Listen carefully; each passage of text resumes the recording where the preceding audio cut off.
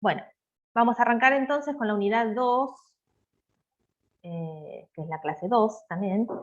Bueno, y empezamos con proteínas, que es la primera de las 4 biomoléculas que vamos a ver en la materia.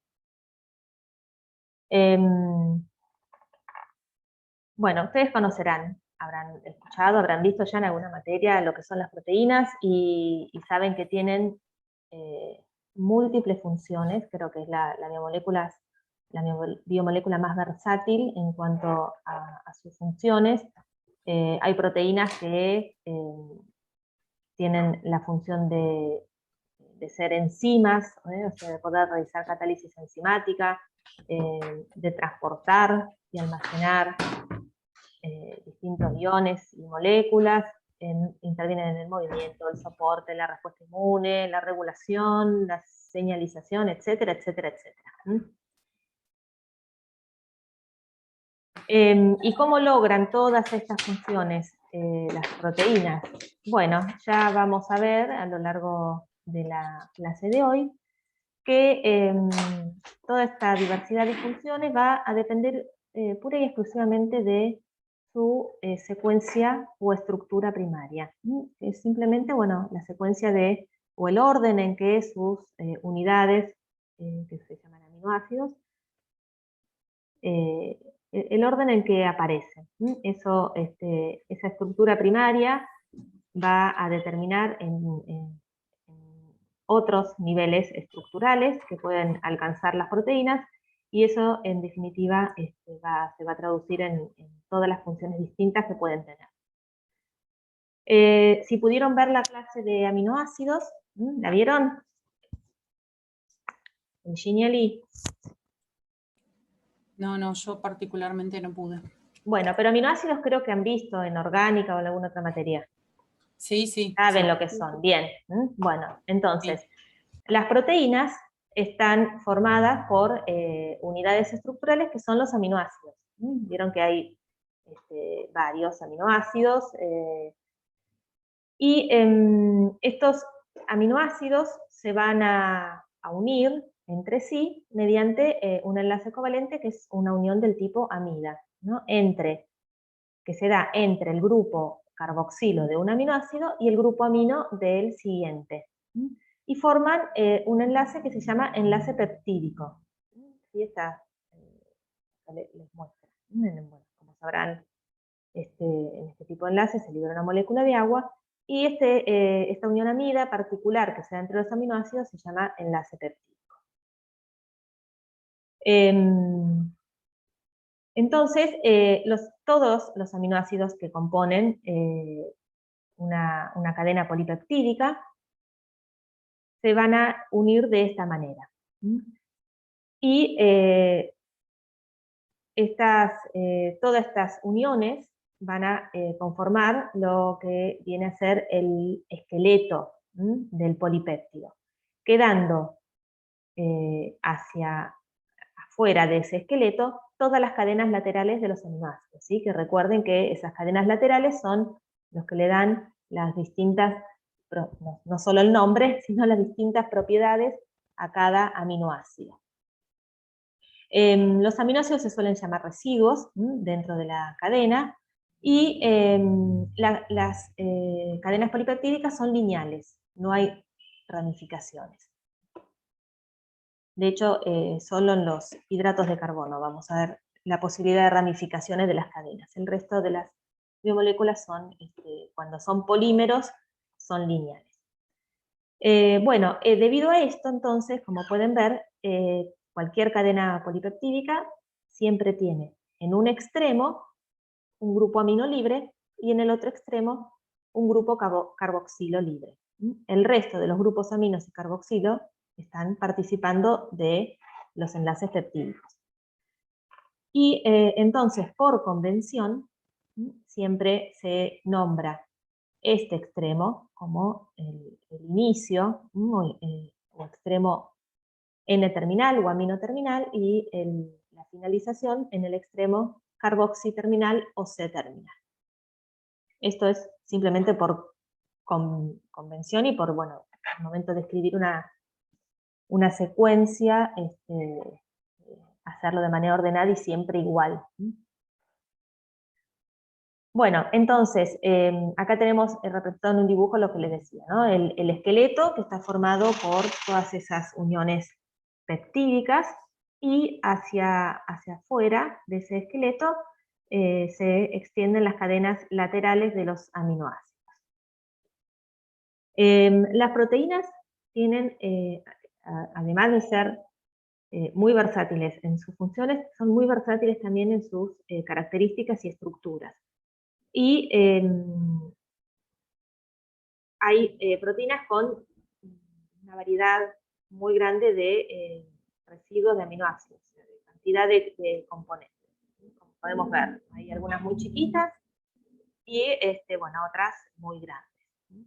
El peso molecular de una proteína se calcula con la sumatoria de los pesos moleculares de los aminoácidos que la componen. Esa es la manera más exacta. Pero podemos tener una aproximación tomando el peso molecular promedio de un aminoácido que es 110, que creo que en la clase de aminoácidos tienen hecha la cuentita de por qué es esto. Y la masa se expresa en Daltons. Entonces, bueno, acá podemos ver cómo hay proteínas que son pequeñas, tienen unos 13.000 Daltons o 13 kilodaltons. Vamos a ver que como estos valores siempre están por arriba de 1000, se suele hablar de kilodalton en vez de daltons directamente. Bueno, hasta valores muy grandes. Y también hay diversidad en cuanto al número de cadenas polipeptídicas que componen una proteína, que pueden ser una o varias.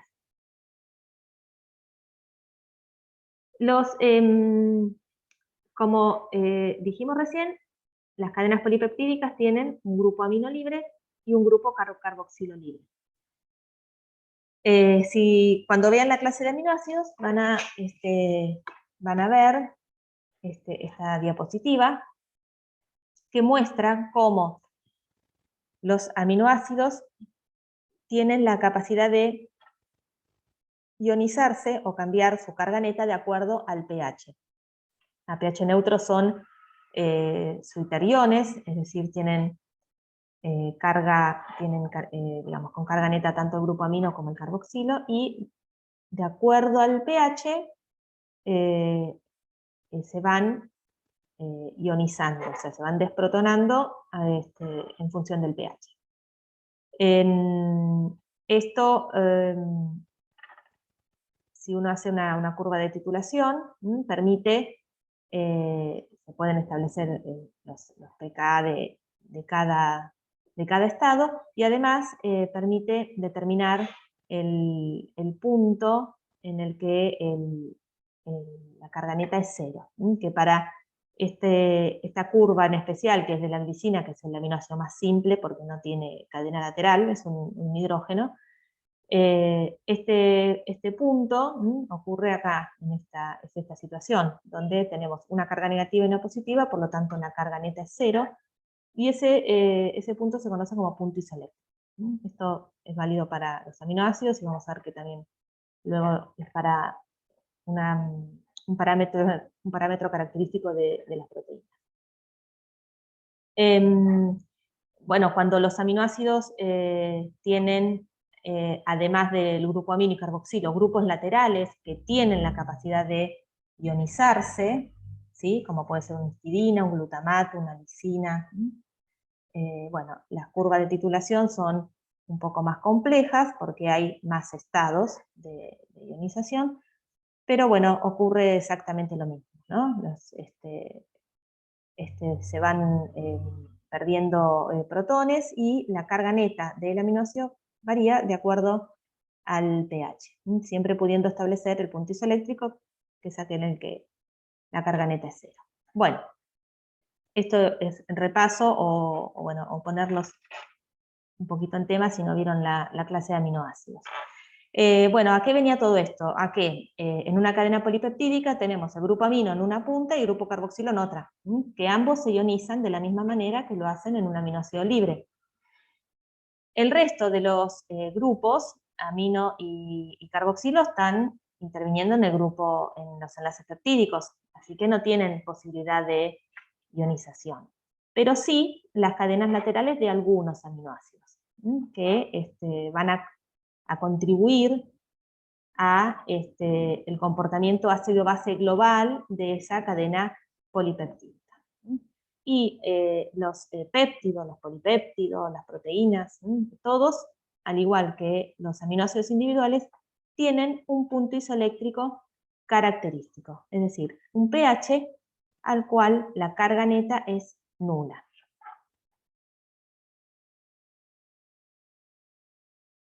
Bien, las proteínas, a ver, la diferencia entre péptido y proteína está dada por la cantidad de aminoácidos. Hay péptidos chiquitos, con pocos aminoácidos, que tienen funciones muy importantes. Pero bueno, superando los 50 aminoácidos, yo nunca me acuerdo bien cuántos son, pero en la bibliografía está y a veces varía entre la fuente que usen. Pero bueno, más o menos alrededor de, pasando los 50 aminoácidos, ya podemos hablar de una proteína. Pero la única diferencia es esa, es el número de aminoácidos que la componen. Una proteína puede estar compuesta por una única cadena polipeptídica o varias, como vimos hace poquito en la tabla. Cuando tiene más de una cadena polipeptídica, estas a su vez pueden ser las dos idénticas o pueden ser distintas.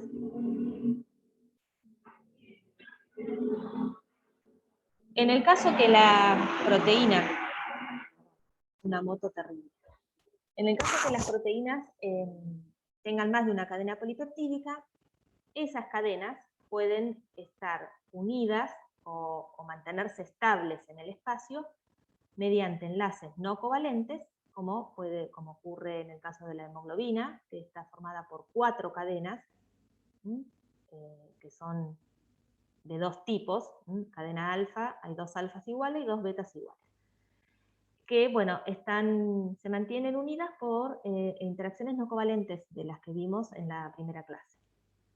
O se pueden mantener unidas por enlaces covalentes, como es el caso de la insulina, que las dos cadenas, la A y la B, se mantienen unidas por uniones covalentes que ocurren entre las cisteínas. Ya habrán visto o van a ver que este aminoácido tiene un grupo sulfidrilo y que ese grupo es muy importante porque puede formar un enlace covalente que se llama puente disulfuro con otro grupo sulfidrilo de otra cisteína. Entonces siempre cuando hay dos cisteínas da la posibilidad de formar este enlace covalente, que bueno, por supuesto es mucho más fuerte y más estable que los otros tipos de interacción. Estos enlaces disulfuro covalentes pueden darse entre dos cadenas distintas o dentro de la misma cadena. Si uno quiere desarmar esto, bueno, tiene que colocar un agente reductor. Ya después vamos a ver en los problemas, en las técnicas, que el agregado de ditidotritol o algún agente reductor de ese tipo, lo que hace es romper estas uniones y que, bueno, las cisteínas vuelvan a tener sus grupos sulfidrilos. Bien, en cuanto a la composición de aminoácidos, ya vimos que el número de residuos que pueden tener las proteínas es muy variable, y por lo tanto también muy variable su peso molecular, pero la presencia de cada aminoácido también varía. Hay proteínas que tienen, algunos aminoácidos son más frecuentes y en otras lo son otros. Fíjense, por ejemplo, acá en el quimiotripsinógeno bovina predomina la alanina, predomina la serina, ¿sí? Fíjense, y por ejemplo en el citocromo C, la serina es el 1%. Bueno, y así un montón de ejemplos. O sea que eso también es muy variable entre las distintas proteínas. Bueno, la insulina, esta proteína, fue la primera de la cual se conoció su secuencia gracias a Sanger en 1953. Como ya vimos, la insulina está formada por dos cadenas, la A y la B, que están unidas entre sí por puentes disulfuro entre cisteínas. Las cadenas polipeptídicas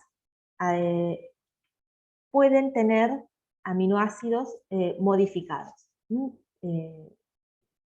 En la clase anterior también tienen bastante detallado qué tipo de modificaciones pueden sufrir los aminoácidos. Y esas modificaciones le dan alguna capacidad, alguna propiedad distinta a la proteína que las posee.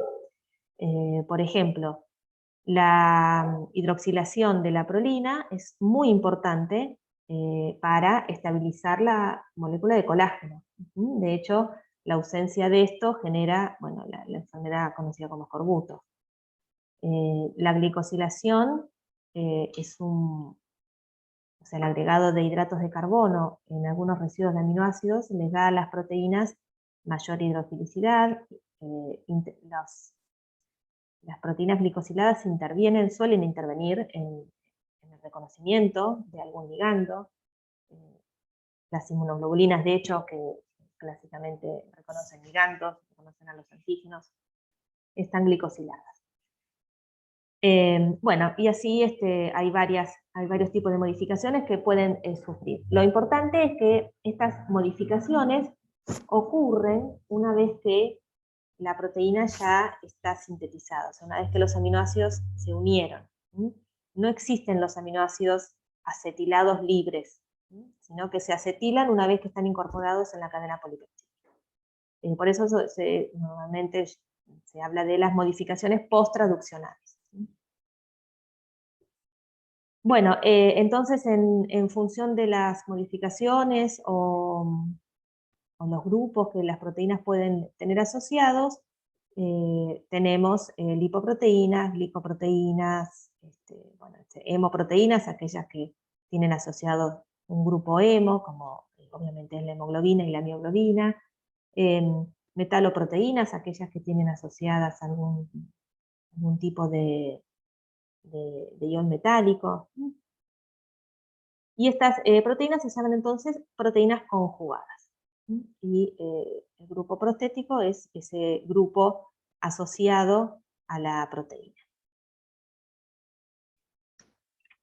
Bueno, vamos ahora a ver algunos ejemplos de particularidades que tienen algunas proteínas, siguiendo en los ejemplos de la versatilidad que tienen en cuanto a su estructura y su función. Algunas proteínas, de hecho la mayoría de las enzimas digestivas, se sintetizan como precursores inactivos. Es decir, que la proteína se sintetiza como una cadena, como puede ser el tripsinógeno, inactivo, no tiene función, y cuando es clivado, o sea, es cortado por alguna otra enzima, se genera la proteína activa. En general, en el caso de las enzimas digestivas, este corte ocurre en el estómago, en el lugar donde tiene que actuar, ¿sí? Previniendo de esa manera, bueno, que este tipo de enzimas dañen algún otro tejido, ¿sí? Porque, bueno, como saben, todas estas proteínas estas enzimas son proteasas, o sea, rompen otras proteínas, que, bueno, es parte de la digestión, ¿no? En otros casos, las proteínas se sintetizan también como un precursor, al igual que las anteriores, que luego es clivado en distintas proteínas. Y este es un caso típico de algunos virus, ¿sí? El ejemplo que les muestro acá es el virus de polio, lo habrán escuchado nombrar, se habrán vacunado también de chiquitos. Bueno, y entonces toda la estructura, la cápside que forma este virus, en realidad se hace como una única poliproteína, que luego es fragmentada para formar todas las proteínas que forman la cápside. Bueno, volvemos un poquito sobre el enlace peptídico. Nosotros vimos que el grupo amino de un aminoácido se va a unir al grupo carboxilo del otro, formando un enlace peptídico, que son los que están marcados acá. Ese enlace peptídico es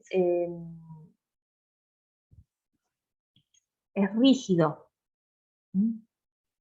Toda esta estructura que forma el enlace peptídico es rígido, no tiene posibilidad de rotación.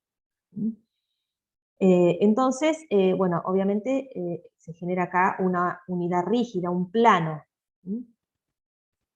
en cada enlace peptídico.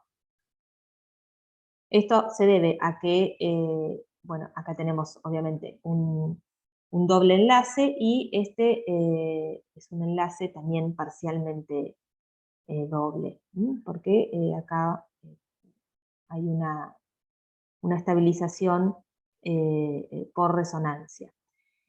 En consecuencia, cada estructura, cada unión peptídica es rígida y solo hay posibilidad de rotación alrededor del carbono alfa.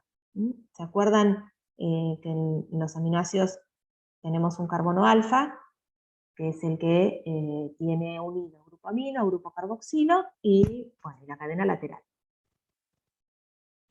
Entonces, este carbono alfa sí tiene libre rotación. ¿Y qué es lo que rota? Bueno, rotan estos planos, estas unidades rígidas que tiene a ambos lados. ¿Sí? La que interviene en este enlace peptídico y la unidad rígida, el otro plano que interviene en el otro enlace peptídico.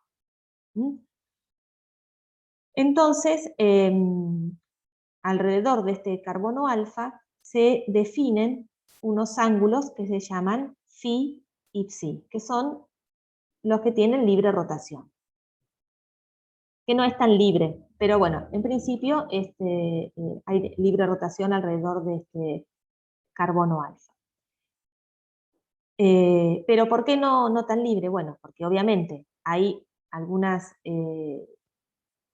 combinaciones, algunas posiciones de estos ángulos que por cuestiones estéricas no van a poder darse, no van a estar permitidas, ¿sí? Esto imagínense, yo siempre hago la prueba de agarrar dos hojas, ¿sí? Esto es así, esto gira, pero bueno, esto puede girar, pero hay ángulos que no se van a poder permitir dependiendo el aminoácido que tengamos, ¿sí? Porque acá tenemos cadenas laterales, que dependiendo de lo que tengamos acá, en cuanto a volumen, en cuanto a carga, etcétera, bueno, esto no se va a poder acercar mucho para este lado y viceversa. Bueno, y entonces estos ángulos que se llaman ángulos diedros, justamente porque son los ángulos que se establecen entre planos, van a tener ciertos valores permitidos.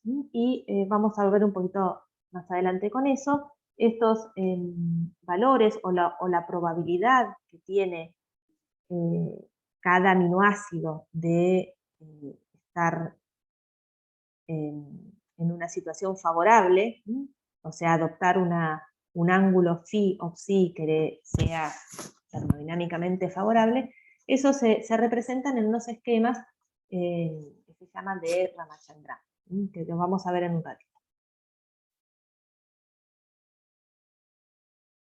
Bien, me detengo un chiquitín para preguntarles acá. ¿Se entiende cómo es la situación de la unidad peptídica? ¿Se lo pueden imaginar?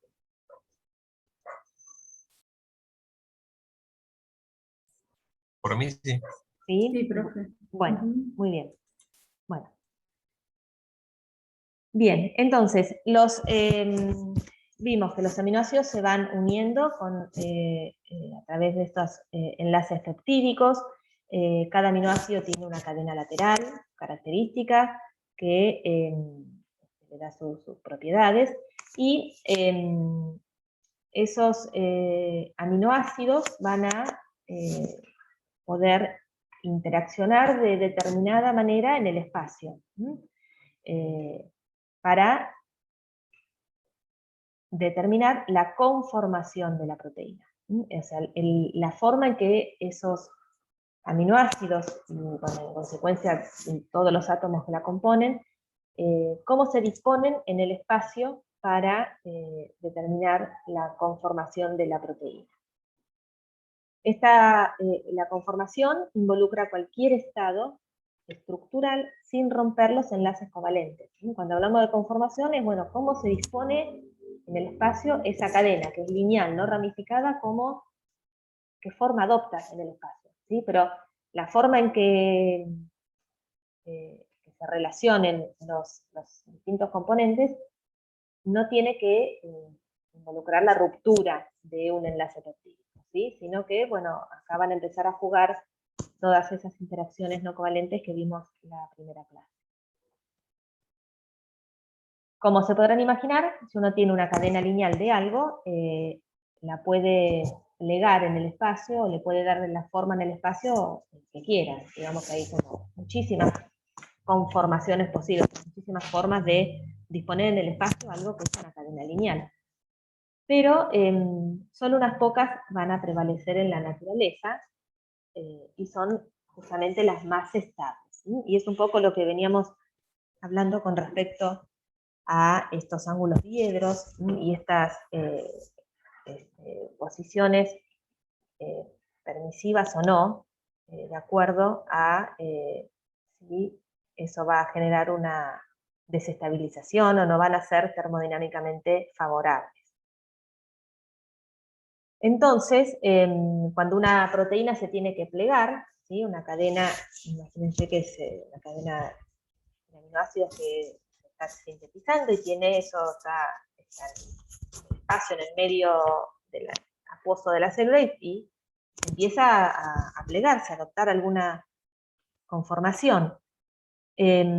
La conformación o la forma que puede adoptar una proteína va a depender de estas interacciones reversibles que vimos la primera clase, ¿sí? Entonces, bueno, de manera muy esquemática, imagínense la proteína totalmente desplegada, lineal, y esto va a adoptar una conformación en la cual, como adelantamos la primera clase, el efecto hidrofóbico, las interacciones hidrofóbicas van a jugar un rol muy importante, porque como esto está en un medio acuoso, claramente los residuos no polares, que son los que acá aparecen en verde, van a tender a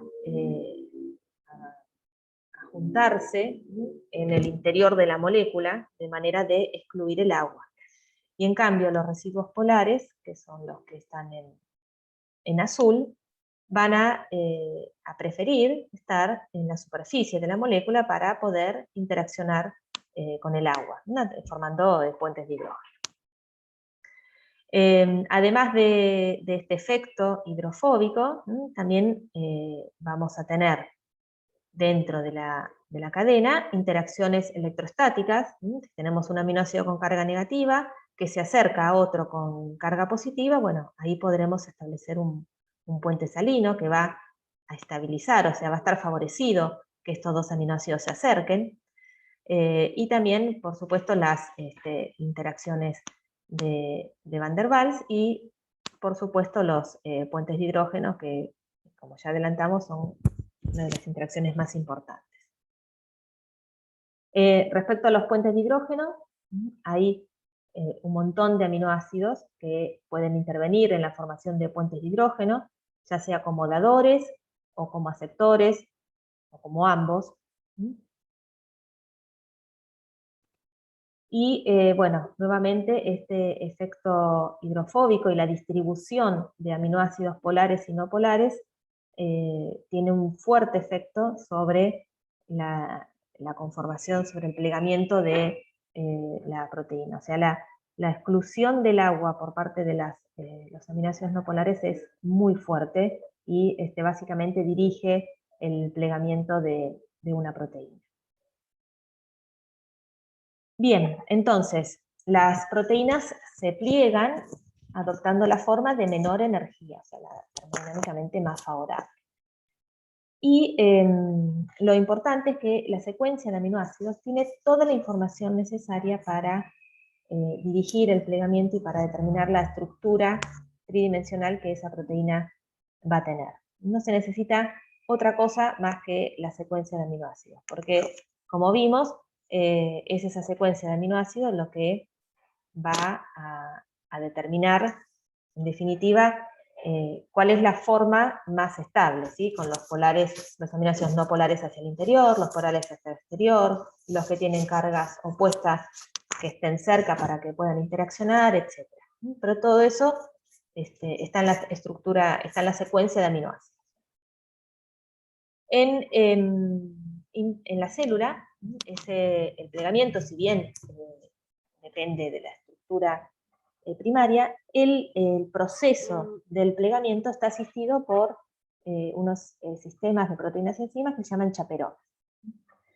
Cuando la proteína está plegada correctamente y tiene su función biológica, o sea, ya ha adquirido su función biológica, hablamos de una proteína nativa.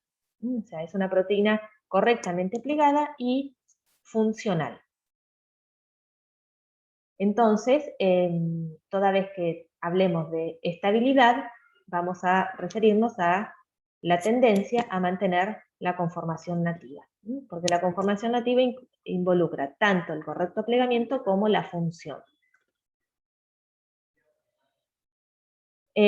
Como las proteínas en su plegamiento están estabilizadas básicamente por interacciones no covalentes, esas interacciones se pueden romper con el agregado de ciertos químicos o con calor, por ejemplo, de modo que si uno, por ejemplo, con urea desestabiliza todas esas interacciones no covalentes, puede lograr que la cadena polipeptídica se despliegue. Y ese proceso se llama desnaturalización, la ruptura de esa conformación nativa, de ese plegamiento correcto. Obviamente la desnaturalización va acompañada de la pérdida de la función biológica. Ahora bien, en muchos casos, si retiramos el agente que está provocando esta desestabilización de la estructura, la proteína puede volver a plegarse correctamente y volver a adquirir su función biológica. Esto no siempre es así, pero en las proteínas que son más pequeñas ocurre. Una proteína grande o con más de una subunidad y demás, quizás esto es más complejo, pero para las proteínas pequeñas vale este ejemplo.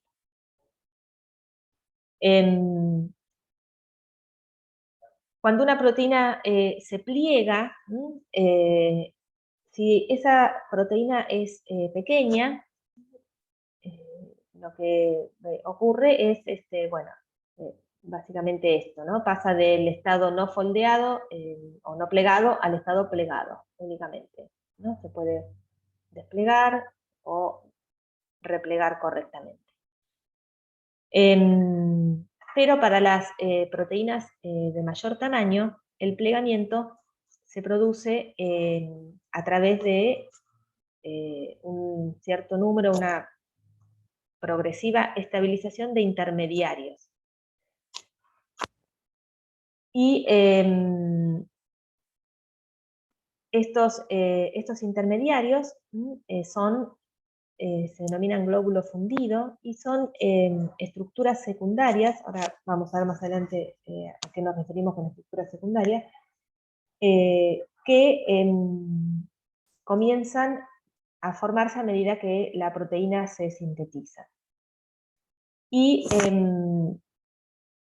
es el efecto hidrofóbico que venimos comentando ya desde la clase anterior. Y la formación de estos intermediarios estables lo que favorecen y dirigen el plegamiento de una proteína. Como les dije recién, en la célula este proceso está asistido por sistemas de enzimas que se llaman chaperonas. Pero entonces, bueno, imagínense, esto es un dibujito que representa más o menos esto que les digo. Pónganse un péptido de 56 aminoácidos, que, bueno, y cómo se empiezan a formar estos intermediarios, ¿sí? Y estos intermediarios se van asociando, se van combinando hasta lograr la proteína correctamente plegada o la proteína nativa, ¿sí? Acá tenemos la que está unfolded, la U es que no está foldeada, no está plegada, y la nativa es la E. Bien, ¿dudas? ¿Consultas hasta acá?